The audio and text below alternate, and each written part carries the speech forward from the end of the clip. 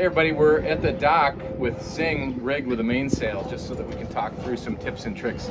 The first thing we're going to do today is look at the default positions of three controls: the Cunningham, the Outhaul, and the Vang. These default positions are designed to get first-time sailors going without adding any complexity, but also to help folks know why these controls are actually in place. And the one I'm going to focus on first is the outhaul. So if you look at the end of the boom over here, the outhaul is a line that controls the position of the clew on the end of the boom. So I'm going to ease it, and you'll see the clew is moving forward when that happens. And then I'm going to tighten the outhaul, and you'll see the clew is moving back when that happens. But importantly, if you look at the sail itself, notice that the sail is getting rounder or fuller or more powerful with the outhaul eased, and it's getting less powerful and flatter with the outhaul tightened. So for the purposes of our 10.1 rubric and training, but also just generally a good practice, it's a good idea to have the outhaul tightened all the way when you start your sailing activity, because you won't end up in a position where there's too much power in the sail. Another thing that people have been experiencing with this outhaul is that while you pull on the line after the little block hanging from the boom, the actual location of the cleating of the outhaul is in what's called a jam cleat, which is here, and it's labeled outhaul. And if you pull on the line here, theoretically you ought to be able to let go and the jam cleat will catch, but sometimes it won't do that. And the reason it might not do that is, especially on a light day, say this line is just hanging down loosely, it's not going to get up into the cams itself to catch. So what you can do when you want to make sure the outhaul tightens is pull it in, or when you want to make sure that the outhaul stays in its location, is you'll pull it in and then actually take a thumb and push it into the jam cleat, and the line will catch, and you can test that it's catching on the other side. There I go, I have it caught now, and I have the outhaul in its default position. So the next control I'm going to talk about is the Cunningham, and that's this smaller, I think this is a 4 or 5 mil line with a little purchase that's pulling down the Cunningham kringle that's on the mainsail. So if you look up at this mainsail, I've just set it without any Cunningham at all, and about just above the reef point, you'll see that the main has a little bit of a fold at one of the slugs. What we want to do with Cunningham is just make sure that we create a smooth entry for the sail. And so I'm just going to pull it down a little bit, and while I do that, you're going to see the horizontal creases at the slugs go away. Here it goes. There we go.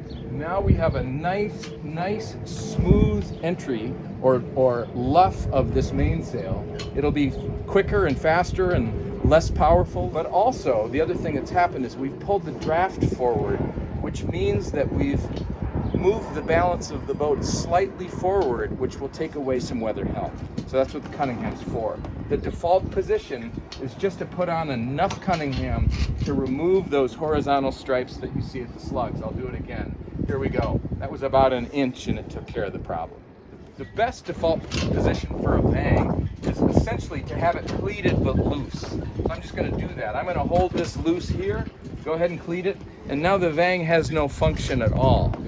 If I wanted to use it in a practical application, when I'm sailing downwind, if I pull on the Vang, what it has the effect of doing is bringing down the clew and therefore taking out twist on the mainsail, making it more powerful while you're sailing downwind. There's no reason to worry about that in fundamental sailing. So I'm going to take it back to default position again. I'll loosen it, and I'll go ahead and pull the slack out of it once loosened, and that will be its default position. One more thing. We've had situations where folks have been rigging at the dock, and they've been unable to lift the boom up to accomplish a full hoist on the halyard. Well, the place to look if you're struggling to get the boom to go up is the Vang. If it's on, then the boom won't go up. See that? If it's off, then the boom will go up, and you'll be able to complete your rigging work. A big change on the Ensigns is the slab reefing system, which is a single line reef. You'll see up at the base of the mast is a label and a line next to that label with a cam cleat. And that line is the only line that needs to be pulled when we're putting a reef in. But what needs to happen at the same time that it's being pulled is that the main halyard needs to be eased in order to lower a slab of sail area down to the boom so that you can really significantly depower the boat. We've had a bit of an issue this spring in which folks have seen this new reef and not known what it is. And they're especially seeing a place at the end of the boom that has a knot tied to it, and I'm going to show it to you. The problem has been that folks have been untying this and leaving it loose. And what that does is it makes it impossible for the next person to actually reef the boat when it comes time to do that. So the first thing I want to tell you about the reef is don't untie it. It's really important that this stay in place. If you need to loosen the reef, then all that means is making sure that it's not in the cam cleat forward, and it will be loose to run free. So loose, in fact, that some of it might hang down below the boom like this. And if you don't like that because it's catching on you, a really easy thing to do is take the slack out, leave a little bit of looseness, and then go ahead and put it in its cam cleat.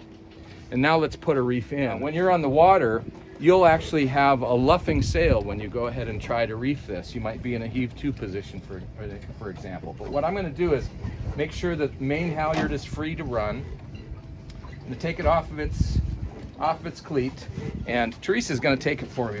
And then what I'm going to do is ease the main sheet so that the boom is free to go. And I'm going to start pulling on the reef point opposite Teresa easing the halyard at about the same pace. And you're going to see at the tack is coming down against the halyard quite nicely in this reef.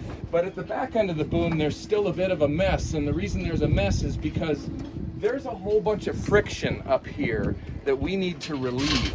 And so what I'm going to do, now that we have the halyard in a pretty decent place, I'm going to go ahead and lock it back in with a cleat. So I'm going to grab the reef at the midpoint of the sail, which is right here, and pull it forward. And if you notice back at the clue, what that's done is created a very tight connection of the reef kringle to the boom. I can take the rest of that slack out now at the working end of the reefing line, drop it in its cam cleat, and we now have a nice flat reef without trouble. So I want to restate that the key to getting a reef in, especially if you're struggling to get the clue down, is to grab the reefing line mid-boom and pull it forward. What you're doing is relieving the friction at the tack. It works like a charm every time, and you can do it on the water need be without a lot of help.